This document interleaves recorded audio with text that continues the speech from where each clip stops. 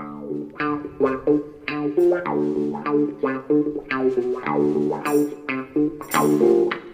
evening, TC. Good evening, Gabby. And welcome all to our weekly podcast, Terry Curran's football podcast. Steady away, son. How's things? Not too bad. But like you said, steady away. It's been a couple of weeks, mate, because Chris has been on holiday. I've been on holiday. We come back, so this is the first one for a few weeks, and in the middle of all the League Cup games. So we're going to be talking about the Carabao Cup in a short while. But first, before we get on to the podcast, I'd just like to dedicate it to the memory of Gary Shaw and briefly talk about Shawsey.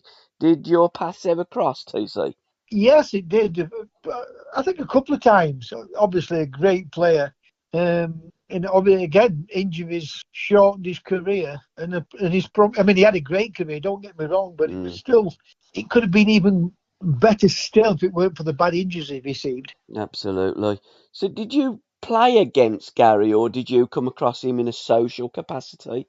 I think I played against him a couple of times. Yeah, got you, yeah. I think I played against him a couple of times. Mm. But such a sad... I think he'd been ill for a while, hadn't he, Gabby? He'd had a fall in his home, apparently, and then he'd been in an induced coma, and sadly never got out of it. But you're right. I mean, a great player. I mean, growing up in Kingshurst, Gary was, the one that everybody looked up to. He was the kid that did turn professional. And I remember when Gary turned professional and Villa come down to the school, word was going round for all us kids that Ron Saunders was here to sign Gary Shaw. And although I was Blues and we were forced to watch Villa games in PE or games when it was absolutely blathering down with rain, and all my mates were Villa, and most of them knew Gary.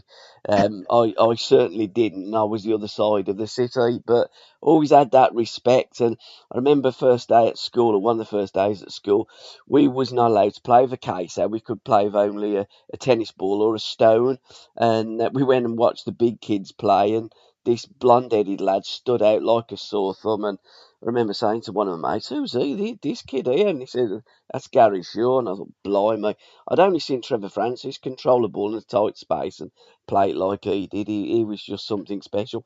And I think you can tell special players with the touch and the control of a ball. Absolutely. You know how they caress it. Yeah, I mean he was fabulous.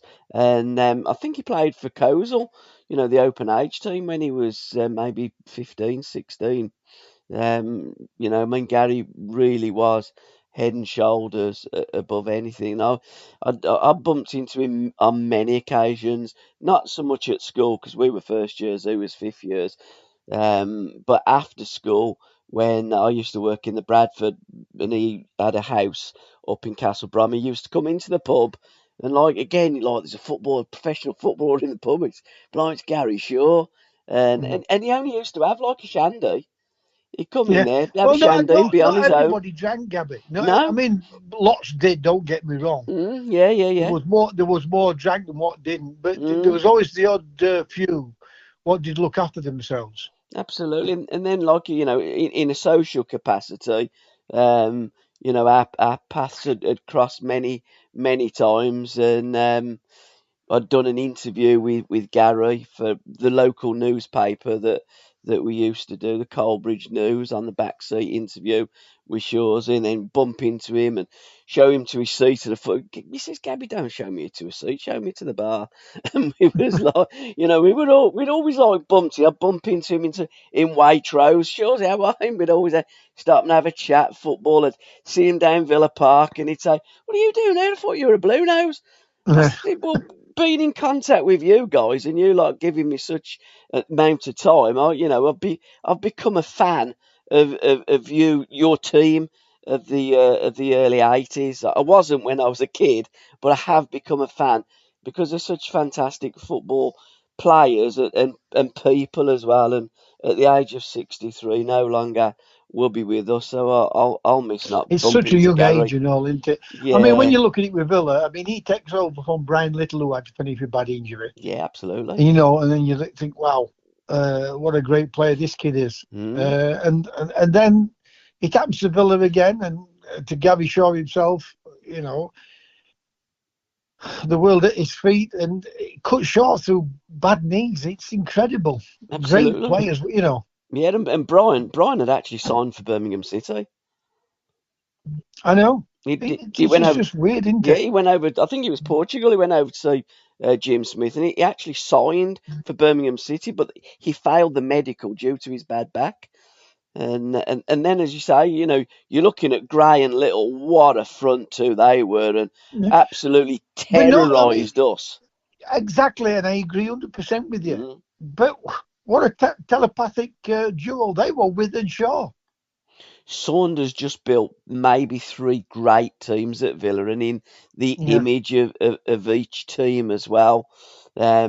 But when those two had moved on, you're thinking, and Peter With, what happens next? Yeah, well, Pete was brought in as the last piece of the jigsaw to play with Brian, but then Brian got injured and he formed a partnership with Gary Shaw. So unbelievable. You look at those two terrorising Birmingham City, Gray and Little, and you're thinking, aye, and then Shoreham With terrorised us even more. I know we're going to forget Gary Shaw, but you looked at Withy. Great player. Had a bit part player at Birmingham. Yeah, it was. Goes to South Africa. Mm. I'm not sure where. I think did Cluffy buy him from Birmingham? Yeah, I think I think he did. Yeah. Then he came back to Birmingham. Something he'd left Liverpool or went to South Africa, then Birmingham. Well, I think Freddie Goodwin had signed him. I think it was in 1973. I think he played in South Africa. He played for Wolverhampton Wanderers and Birmingham City. I was going to ask if he played for Wolverhampton Wanderers. Yeah. That kept coming into my head. That. Yeah. I think he played because I've done a few interviews with Pete, and I'm sure he played in '73 for all 3 of those. And then Freddie had got the sack. I think Willie Bell had taken over, and I don't think Peter got much time for Willie Bell. And I think he certainly sold him to Forest to Nottingham Forest. Well, what I'm trying to get at is when he comes to us. Yeah. Has a great time with us, which really then I'm saying us at Forest, and then it sets his career off. Goes to Newcastle because he couldn't agree terms with Cloughy. Correct. Yeah. And then goes and wins the European Cup at Villa and a title. Won a title obviously at Forest, but missing out 2 European Cups because he left and went to play for Newcastle. But he had a great understanding at Forest with Woodcock or Birtles, and then he goes to Villa, and him and Gabby Shaw, make it look that they weren't missed. Gray and Little, and what 2 great players like you said they were. Absolutely, but I mean that again, Villa some people will say Villa had a midfield 3 of Bremner, Mortimer, and Currans. But great players. But they didn't have a midfield 4, and Tony Morley was that midfield player, winger on that left hand side, and Villa were a great team. Great team. I think they're one of those teams, T, that gets forgotten how good that Aston Villa team of 80, 81 and 82, how brilliant they were. They won the league, won the European Cup, and then won the Super Cup as well. I mean, you know as well as I do, Birmingham's a massive, massive, massive football club. Yeah. Right? It don't really get talked about like the elite clubs in our country. I think it's our area. We've always really punched way below our weight. Really. That's a massive club, Villa. Birmingham, the big clubs is Wolves and I mean, I can't remember Wolves of the 50s. They're talking about Billy Wright and all that. Sure, yeah. Because I weren't born until 55. But Villa's a massive supported club. I mean, in our area, what you'd have expected to be challenging for more trophies. And when Saunders had built that team and got it, looking like it could go on for a 10-year period, he walks out or gets sacked for some unknown reason. Yeah, it was what was it, February 1982, and they were in, I think, the quarterfinals of the European Cup. And it said to Dennis Mortimer, "See you tomorrow." Tomorrow never come. He'd resigned. But not only did he resign, his next game as a manager was against Aston Villa at Or St Birmingham. Andrews. It was. I mean, that was the biggest transfer in my lifetime across Birmingham from B6 to B9. It Something was must have happened. he had a fallout with the owner, the shareholder, and Yeah. the owners. Again, we don't really know because Ron never told anybody. There's been many Yeah, but books written. something definitely must have happened. And Oh, then well, I said, yeah. on top of that, they must have offered him a right few quid. Oh, absolutely. Because I said to Dennis, "What do you reckon?" I mean, they must have had a row then, and he clearly told him to stick it where the sun don't shine. Because I think Dennis had spoken to him at about 6 o'clock, and like the next morning he didn't come in for training. So I said clearly something had happened, but not even the captain of Villa knows because Saunders never. So people can draw their own conclusions, but no one knows because Saunders never told No. anyone. I mean, again, Well, books have been written in that, but there's only two things can happen. You don't leave a team what's just won and in quarterfinals of the Champions. Well, I've said Champions League, yeah, European Cup. European Cup, yeah. And then, I mean, no respect to Birmingham, it's like a step backwards, isn't it? It's a massive step. I mean, again, I'm a dyed-in-the-wool Birmingham City fan. Villa are twice the club that we are.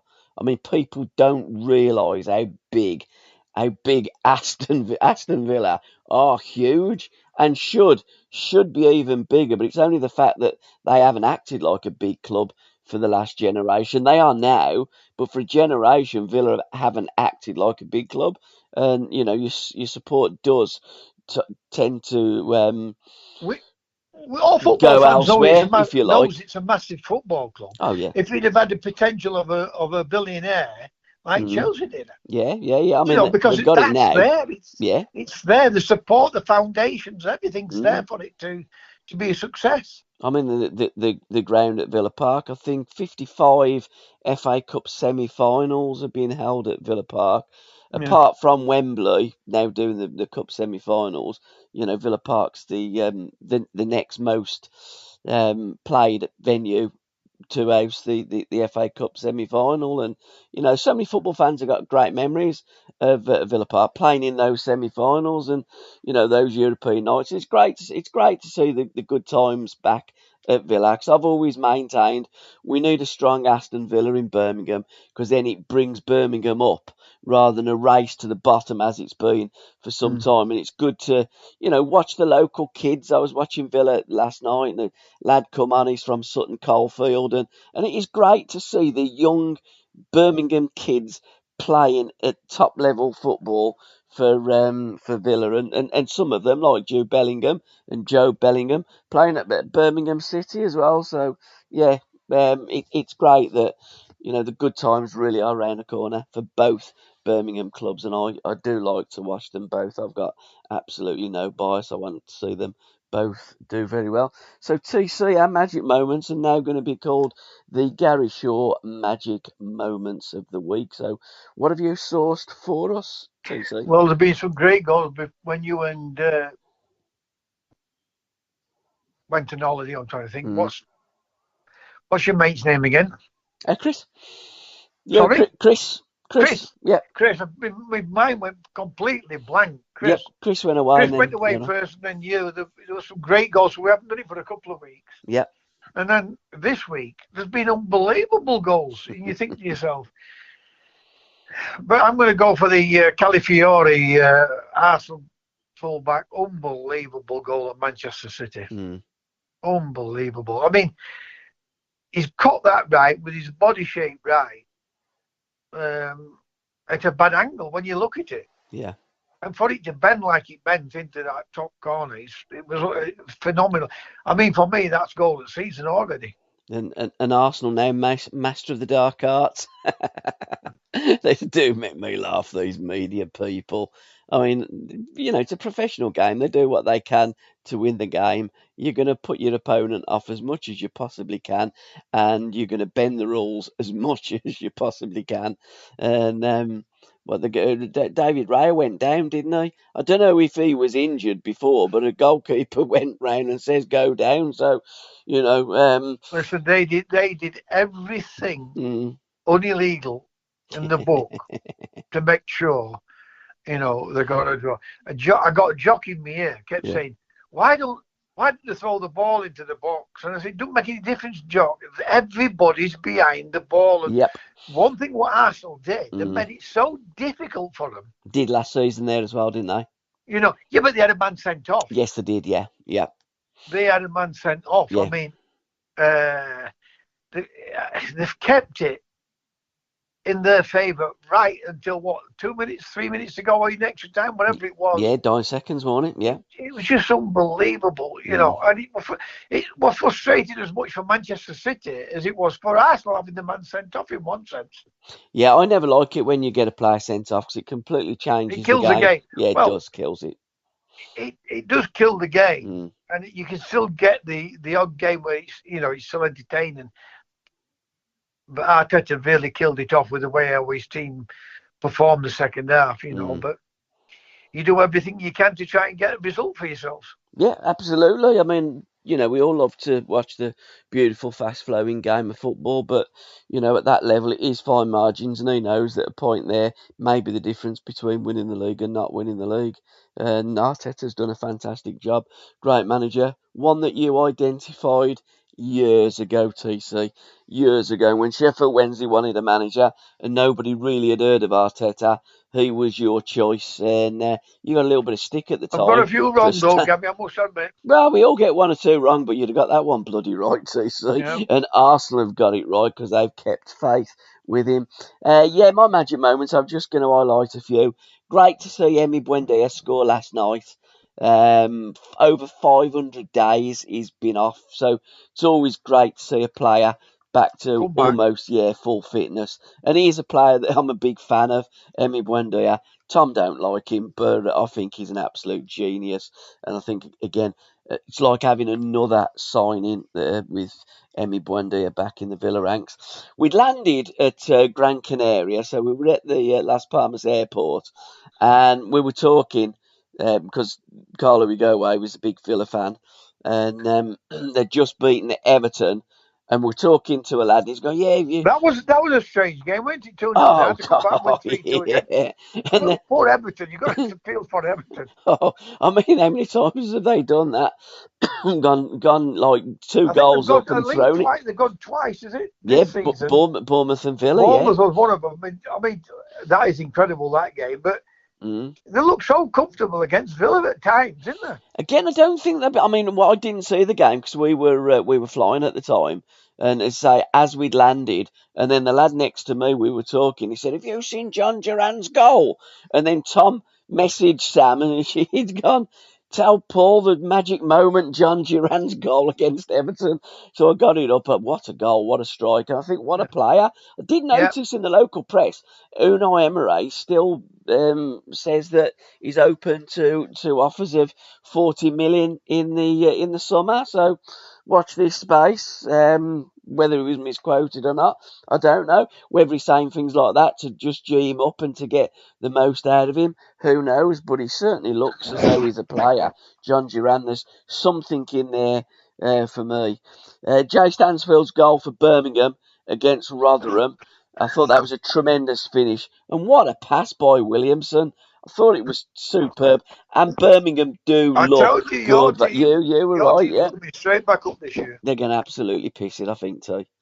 Yeah. I mean, they really are a strong side. And I think now, they've got used to playing with each other. I was just, when we watched that game against Reading, I just thought they can't pass a ball. But clearly, since that Reading game, they've been able to find each other with their passes. And a great pass from Williamson that found Jay Stansfield. And I do think he's a diamond, Stansfield. He's got an eye for goal. I think he's got everything about him. He's a tremendous player. And finally, Chris Riggs' cheeky little backheel goal for Sunderland against Borough. I didn't see that game. It was on in the other room in Gran Canaria. I was watching Chelsea versus West Ham, cutting through him like a knife cuts through butter. But, I mean, have you seen that goal from Rigg? What a little back heel. Fantastic. I said to you, didn't I? There's been some absolutely great goals when you were away, and yet this week there's been some unbelievable goals. I know it was a typical Terry Curran goal. That was cheeky little chappy. I thought real shades of Terry Curran. That was great little back heel and he wheels away, and yeah, Sunderland looking good value as well. No, without a question of a doubt. I mean, it's good to see. See, I've never been one for the underdog, me. No, not really. No, I've I never used really to been be one when I for was the a kid, underdog, but and I I'm get not it. now. I get the underdog bit. I do get it. Yeah. You know, but I like to see all top teams. You know, because I like to see top games. Same here. You know, and it's good. It's good to see the top teams really on fire. Absolutely. I like to watch the Champions League. I like to watch elite football. I certainly don't buy into this because while we were away, I'll tell you Rodri what, was going on. What game did I watch? Arsenal and somebody in that Champions League. I thought if that's going to be the European Super League, keep it, because I'll tell you what, it was so boring to watch. Yeah, it was untrue.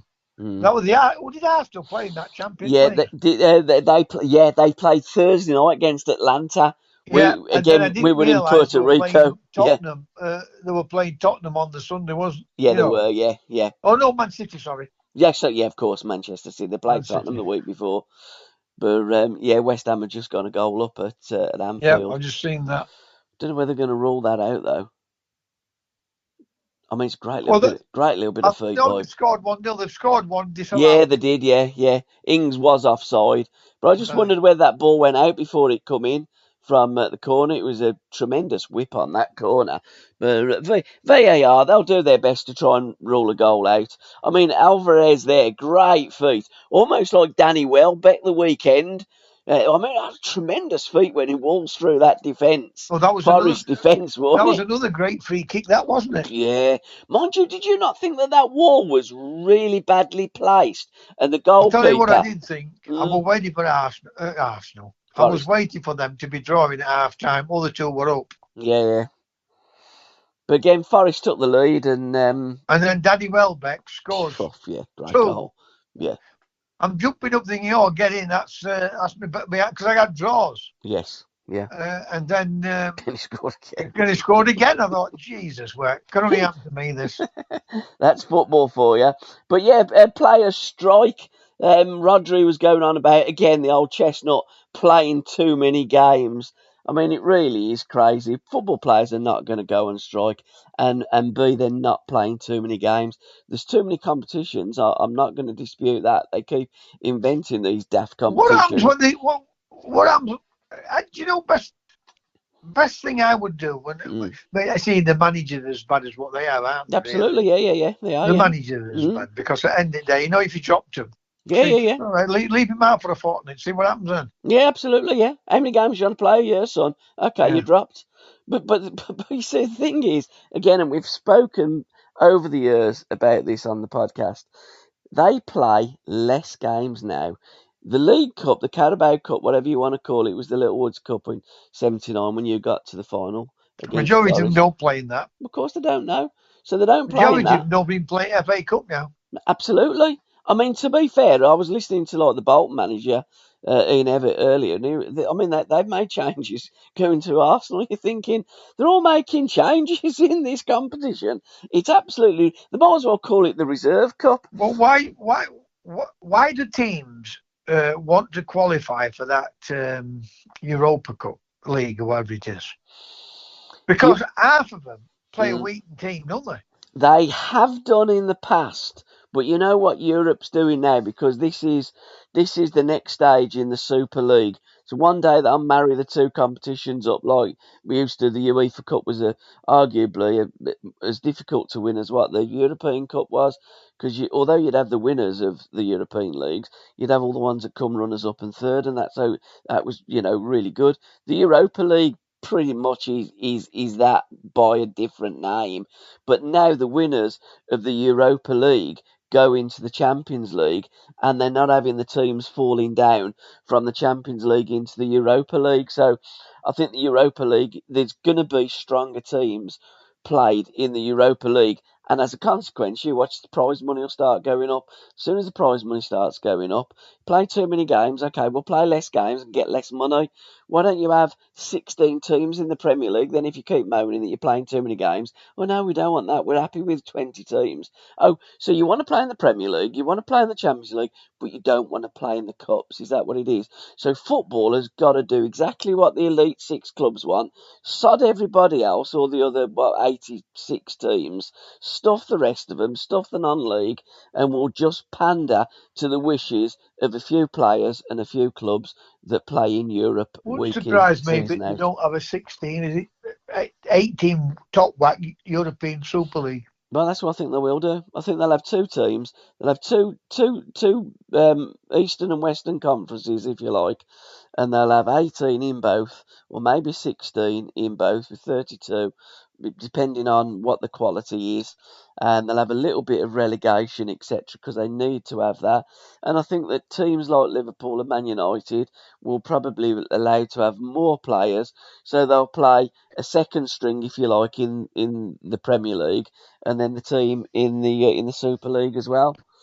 And I think that's how they'll get around it. But they can't keep playing all these games in these different competitions because there ain't enough weeks. They keep inventing them.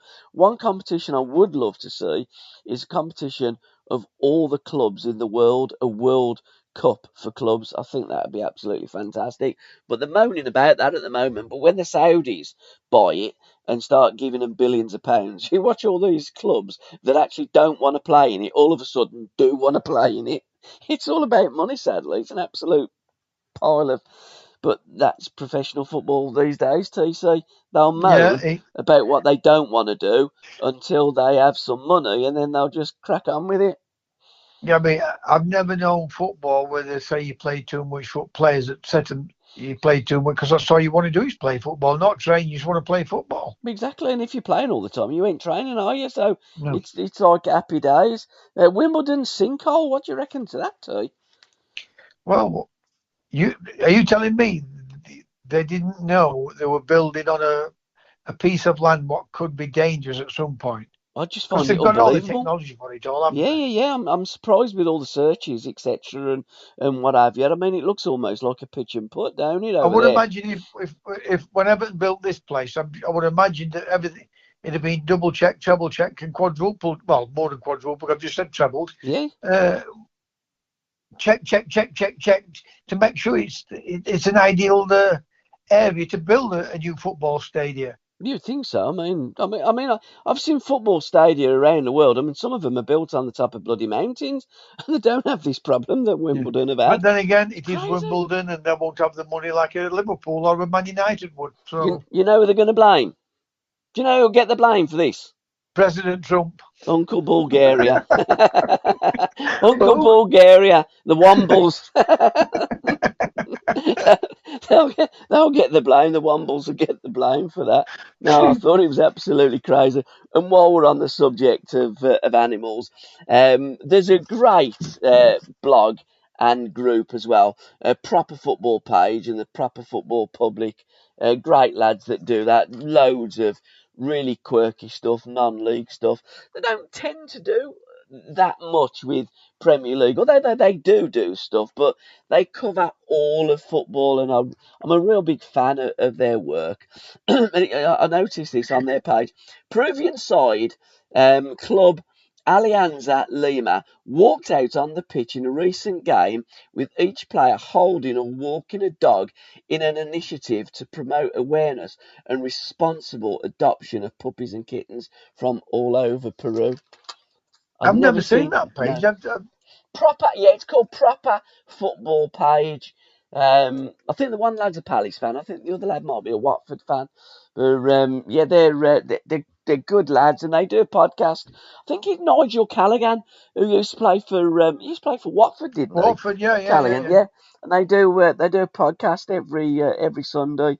But big fan of their work, and I noticed that, and I looked at it. So I thought they were bringing out like little babies because they've got these little puppies all wrapped up as they're walking out with them. I mean, something that Uddy's nipper Anthony would certainly be on there because he's a massive fan of dogs. So yeah, well done to the Peruvians highlighting, because in some countries they're very cruel towards dogs and kittens, and in some countries they're bloody well Well, eaten, anybody don't what's they? cruel to animals, it's Yeah, well. absolutely. And Dave Watson. And to listen to the rest of this podcast, head on over to www.patreon.com/SRB Media. Thank you.